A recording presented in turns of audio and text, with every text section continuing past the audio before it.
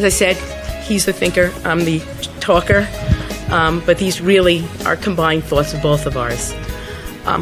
Over the last 2 days, especially people who've trained, one of the things you'll have heard a lot is Avi say, our kids are sick.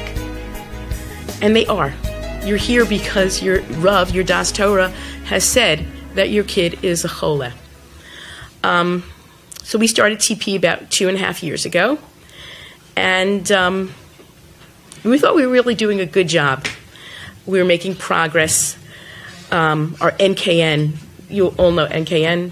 Okay, our NKN really was growing tremendously. He began respecting our house. And before we started TP, he was cooking treif in our house, in our pots, and then saying, no, it wasn't. I didn't cook that in your pots. I cooked something, whatever it was. But he was cooking treif in our pots. We now have new milchik pots. But once we started TP, he really began respecting the house. At that point, was he keeping kosher? Absolutely not. But he really only does it in his room. A friend had called him if she could stay with us, and she was using, it was Shabbos, and she was using her computer in the living room, and he said, "Where's your derech eretz? We don't do that. You want to do that? Do it in the room you're staying in. Do it privately. You don't have to do it publicly." What you were saying about anger, we both wound up in the hospital because of anger issues. We have shalom bayis in the house now. He talks to us about everything. You're going to learn about the bombs later on. Bombs are gifts or time spent together doing special things. At the beginning, you bomb once a week, and then it's less. We've actually been bombing every Friday since we started, because one of the things he said to us was, I look forward to Shabbos. So how are we going to stop bombing on Friday if he looks forward to Shabbos? We have, our house is full of kips. We never know how many are going to be there. And we are very, very lucky. We have amazing neighbors who really are great about the craziness. And we really thought we had the TP thing down. July 26, 2021. I remember the date very, very clearly. He had something wrong, something on his face. And we had taken him to a plastic surgeon who walks out with him, and in the most not nice way possible, the unkindest way possible, he turned to us and said, your son has cancer.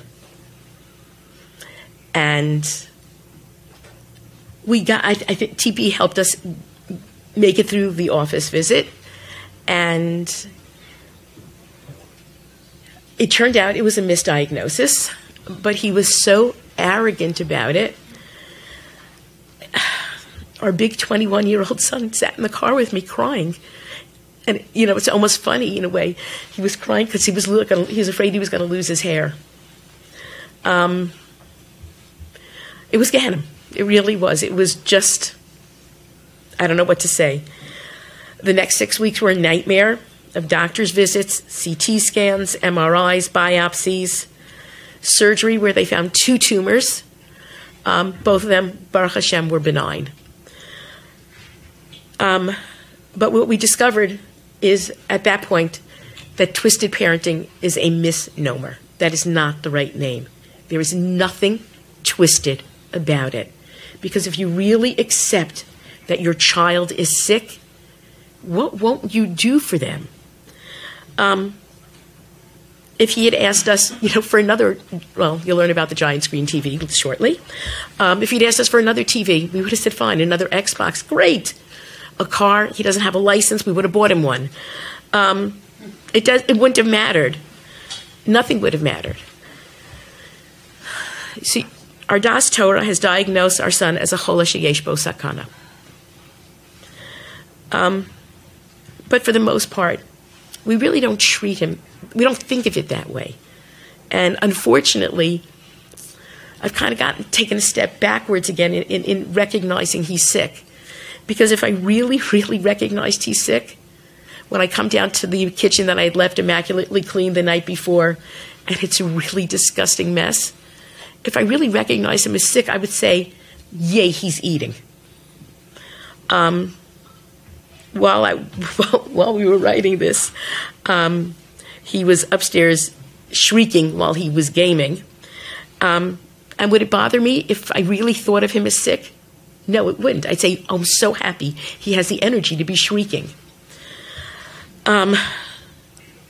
Nothing about his kippish behaviors would upset me, because I would recognize that the source of it is his illness. Nothing about any of their behaviors would bother any of us, because we would really understand that it comes from a place of sickness. They are ill. They're the sweetest, most loving kids in the world. But it's the illness that gets in the way. And really what we've discovered is what we really need to do is just to twist our perception of how we view our children. Because if we really, really view them as sick, this journey will be so much easier. Thank you.